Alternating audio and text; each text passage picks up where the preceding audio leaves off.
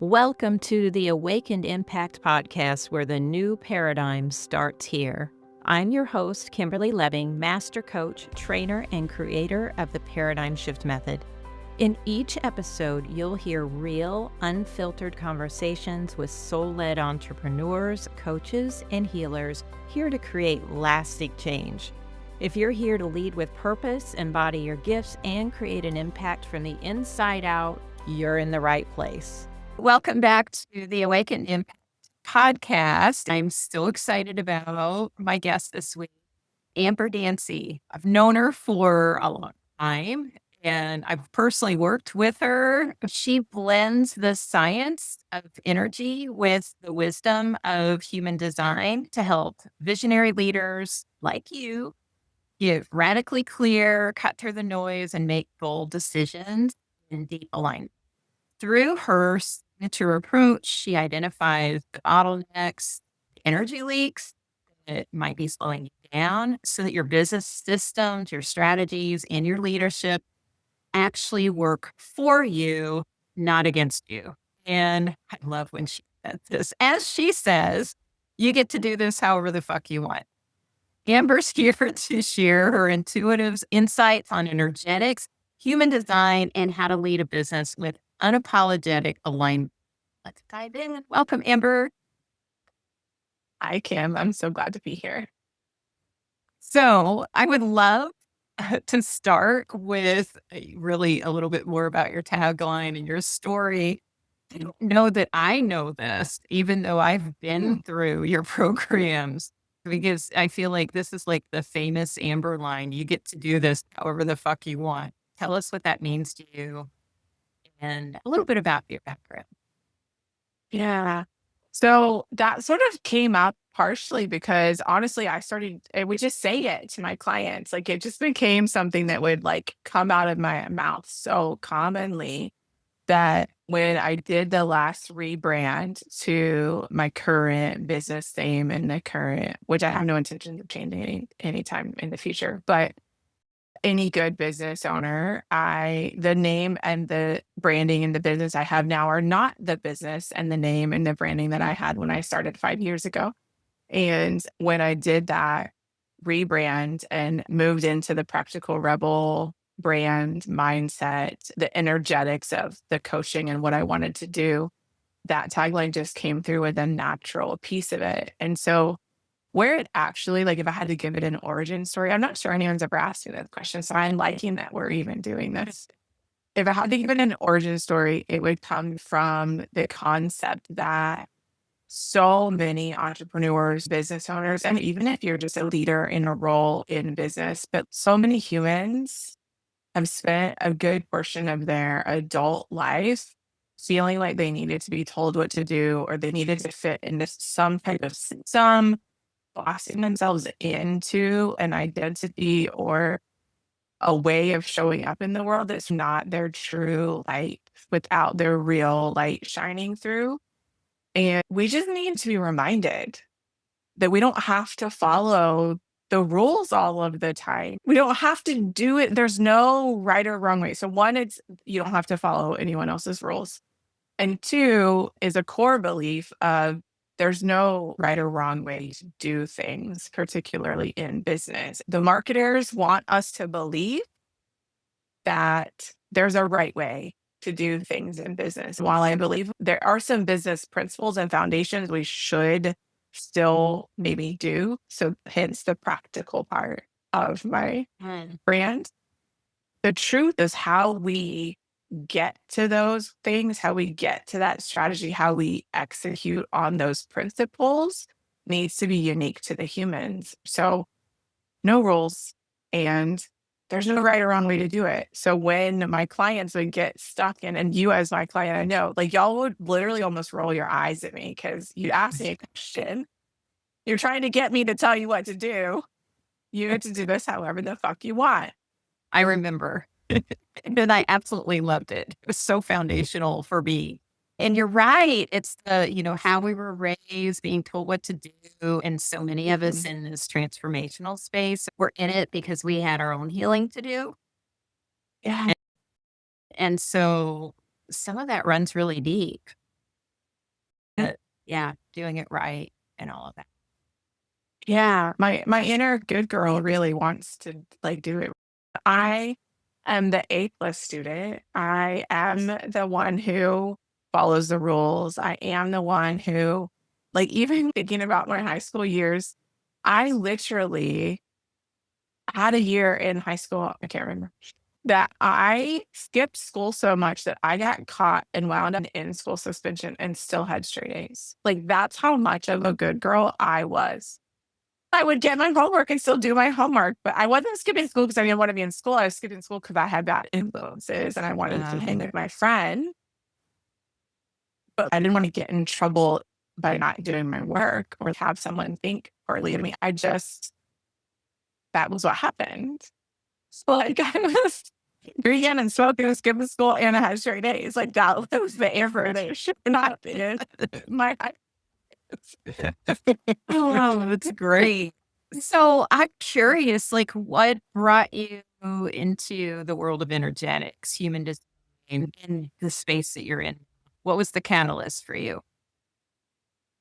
the first actual catalyst was starting my business. It was leaving corporate, which at the time I didn't realize would be a catalyst to needing to actually heal and grow and do identity work, which is what I believe is probably what most of us need to do when we decide to do that.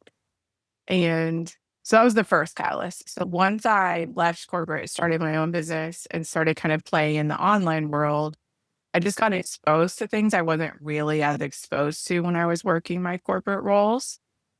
And then that was when I started looking at more self-help, like growth. What does that look like? So I have a psychology degree. And so I've always been obsessed and fascinated by how human beings work.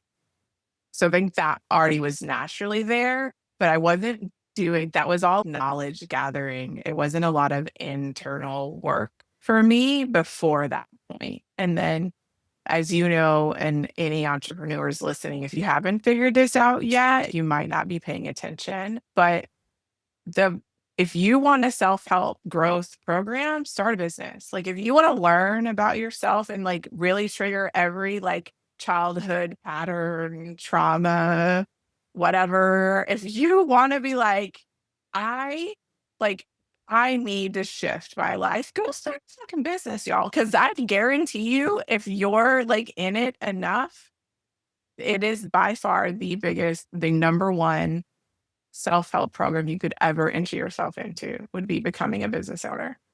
So that would probably be the first catalyst. But then I think from the energetic standpoint, as I started working with different types of coaches in an operational capacity and started doing deeper work and looking for myself, I think I stumbled across human design sort of accidentally one day Mm. and downloaded a report.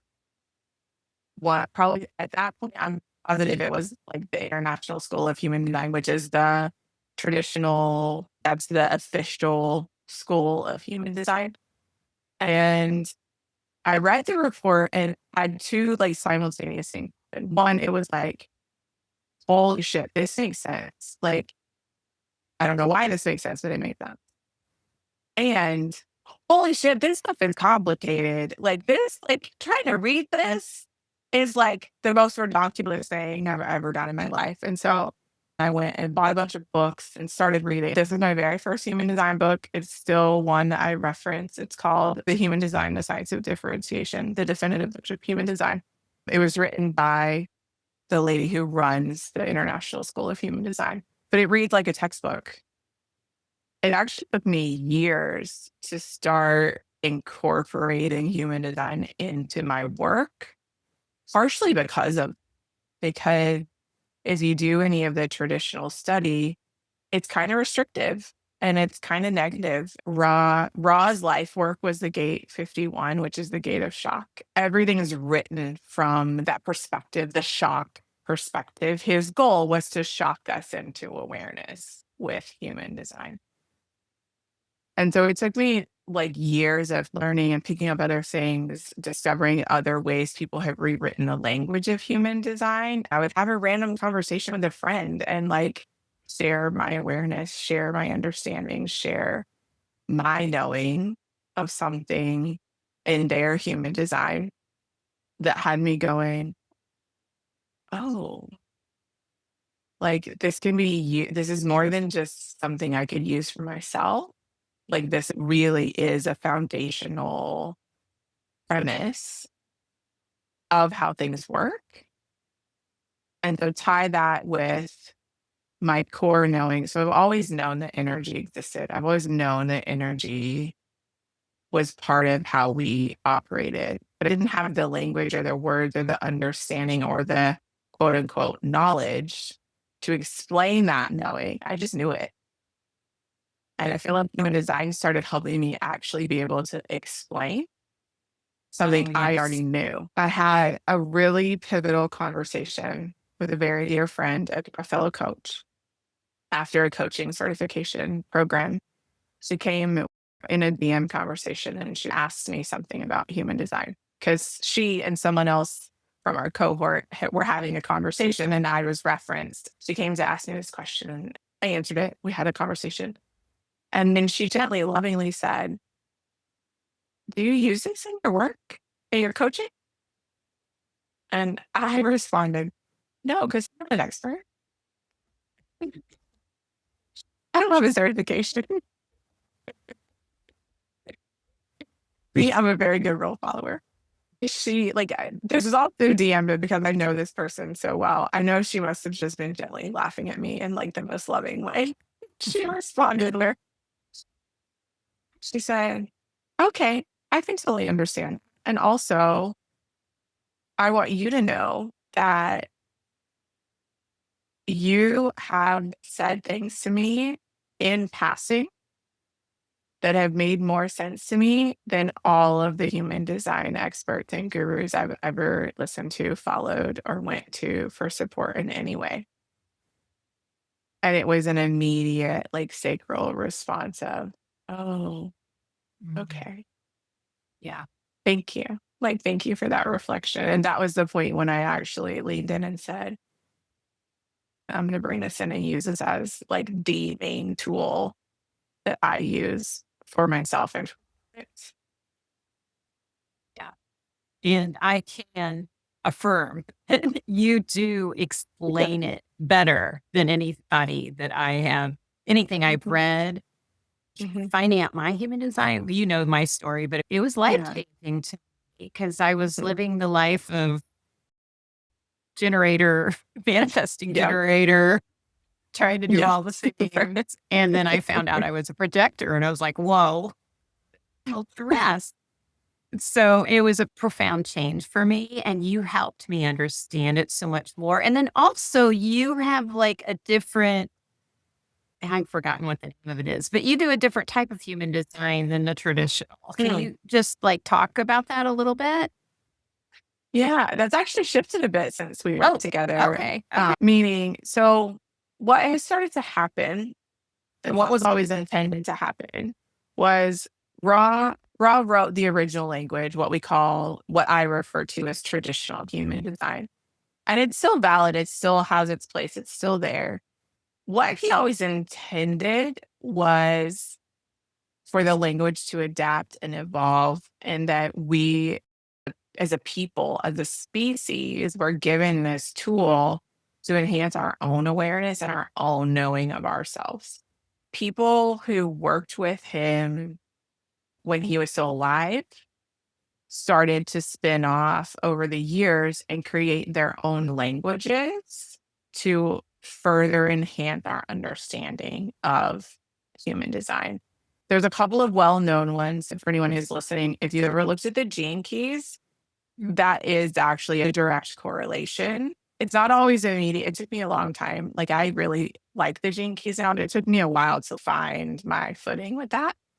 The original certification I got to learn readings to do human design was with Karen Curry Parker in quantum human design. So that's the one that you're referring to. Yeah. Karen rewrote everything in more high vibe language. And that was what initially drew me to her, was the difference between language that calls someone a martyr or a heretic and language that calls someone an explorer and a leader. Those are very different knowings that hits your body. She actually studied when she rewrote everything. She actually walked around with some sort of frequency meter and tested the frequency of the word she was using to be higher vibrate, like actual higher vibration, energetically speaking. And so that was the first deep dive into a different language outside of traditional human design that I did. Now I also study with a couple of different people because more and more people are starting to create their own languages. I find that it deepens my own knowing and my own awareness to get other perspectives, to see how other people are explaining it. It's completely fundamentally changed how I teach human design. It allows me to help translate because while I love Karen, I love quantum human design, it still felt almost too like esoteric. It still felt too like not practical enough. I was like, great. I still don't know what to do with this. There's like this gap between this wording and this language and this vibration. And how do I actually apply that? My life now, this human in this body, in this world, in this society. And so I also study Gene Keys because he talks about frequency, and I didn't realize that before. I have another mentor. Her name is Julie Ciardi, and she has rewritten to her own language too. And it's a bit more practical, a bit less esoteric. She's a bit less energy and a bit more practical. And I'm just enjoying the varying levels of understanding and contemplation because that's the work. Human design is not actually designed for someone to tell us about ourselves. And that's what we often go looking for. The first time I got my report, although it was life changing, oh, Yeah. no wonder I felt like a victim. I felt like Mhm. full follower thing that was coming Mhm. in earlier. Like, well, how Yep. do I do things if I don't do it that way? And Yeah, it is. They didn't give you the way that it was originally interpreted. Actually, and this is something I can't remember if you and I have talked about this. I no longer do readings because I don't actually believe readings help anyone. The truth of it is my knowing at this point is that me sitting down with you in whatever capacity and giving you my interpretation of what your chart means only serves you in the window of time that we're sitting in that room together. And your capacity at that point to understand and integrate the knowledge and information I'm sharing with you. And it's still highly biased through my lens of understanding of the world, not your experience of the world, my experience of the world, which is vastly different than yours. right. And so I was doing reading that I couldn't figure out why, energetically speaking, I would get done with a reading and I felt so drained. When I can teach for an hour and a half, or I can do a group coaching session, and I would be less drained than giving someone a one-to-one reading. And so now I have a community and a collective where I actually teach. But what gets missed in a lot of human design, I think even in coaching containers, but often where we go and learn and the people who are rewriting languages don't always do a good job of actually teaching you how to integrate the information or allow you to actually calibrate from where you are now to the possibility that's in your chart. So like what you're talking about is you got this chart, one that was, or you got this report, one that was like true, but so vastly different from your current lived experience. And then you're like, what do I do with this? Great. Now what?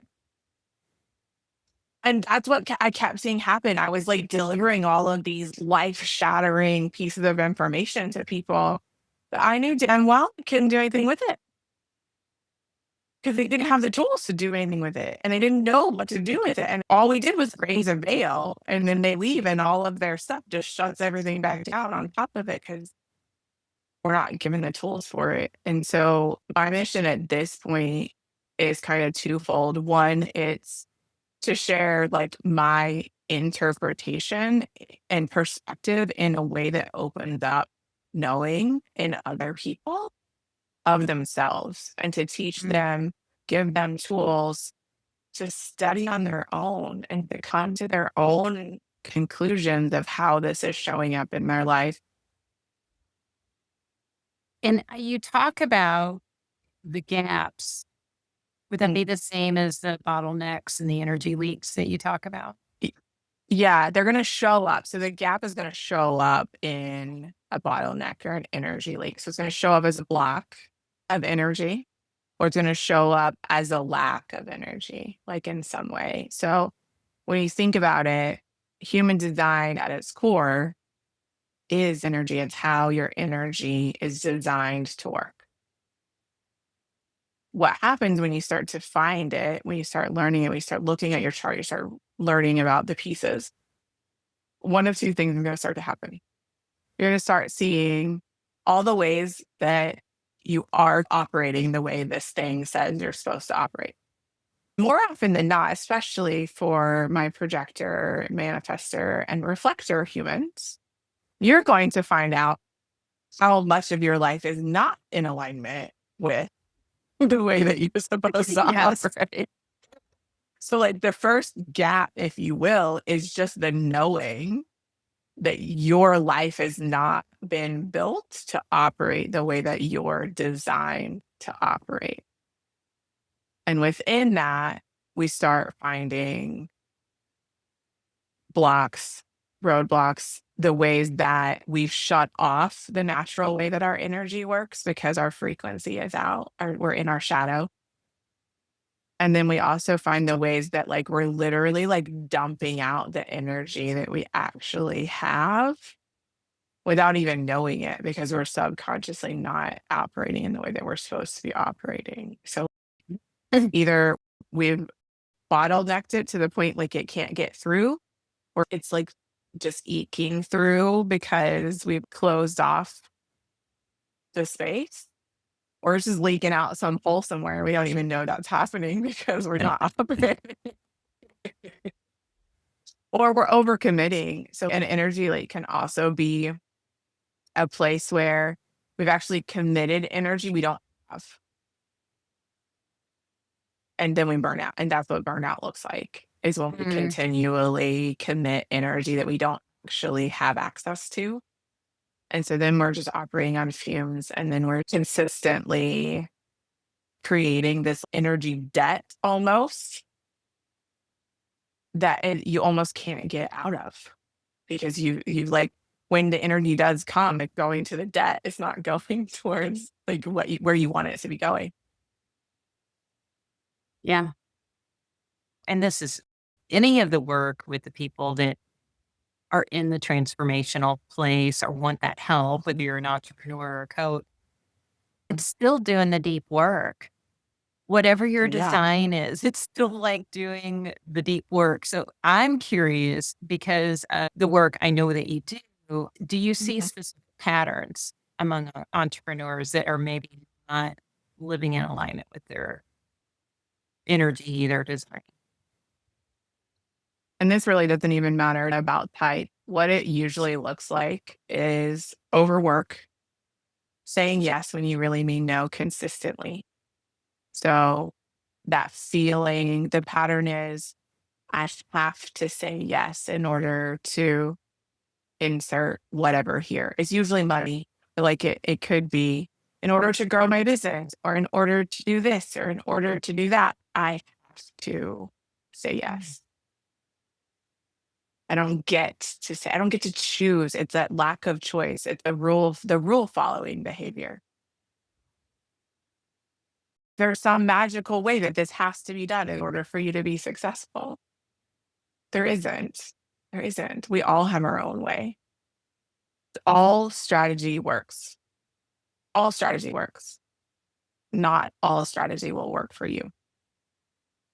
And that's the part we get wrong. We're being sold, just do this strategy. And then we try it and we're like, why didn't that work to me? There must be something wrong with me. So that's probably another pattern. What's wrong with me? Why isn't this working? I don't understand. I'm doing everything they told me to do. Why does this still feel? And working is a relative term. So I want to be super clear. Working can be relative to you, to your business, to you. Working could be not making enough money, not enough clients. Working could be, I have a full roster of clients and I feel like I want to die. Like I don't want to go to work. Right. So like not working or not working is relative to you, to your business, to your experience as an entrepreneur. But this story, this pattern of saying yes to everything, which more deeply designates that you don't actually know how to make an aligned decision. And that's what human design at its core is meant to help us do, is to understand how we uniquely make aligned decisions. Our energy is designed for us to make an aligned decision. When that shows up as a pattern of shiny object syndrome or a pattern of those are decision-making problems. If I'm constantly hopping from thing to thing, that's a decision-making problem. That could come back to a whole lot of things. That could come back to self-doubt. That could come back to clarity of messaging, clarity of who I want to work with, clarity of what I'm doing. But it's a decision-making problem. Yeah. Saying yes when we mean no is a decision-making problem. Saying no when we mean yes is a decision-making problem. Not being able to do the things we deeply want to do is just as detrimental as doing things we don't want to do. The other pattern I see is the pattern of not making a decision. So there's the shiny object where we jump from thing to thing. And then there's the stuck. Yeah. Where the I don't know, the confusion, the lack of clarity that keeps you kind of frozen in one spot and not doing anything or just doing busy work. Because you can't make a decision. You don't know where you want to go. And because you're scared to make the decision. You just said it, and I was thinking this is fear-based. It is. Yeah. Oh, very fear-based. Very fear-based. They both are really, but they're like not making the decision, and then they're making too many decisions. So shiny object syndrome is making too many decisions. And that's fear-based too. Yes. It's a different type of fear. Right. It's a different type of shadow showing up, but it's still about fear.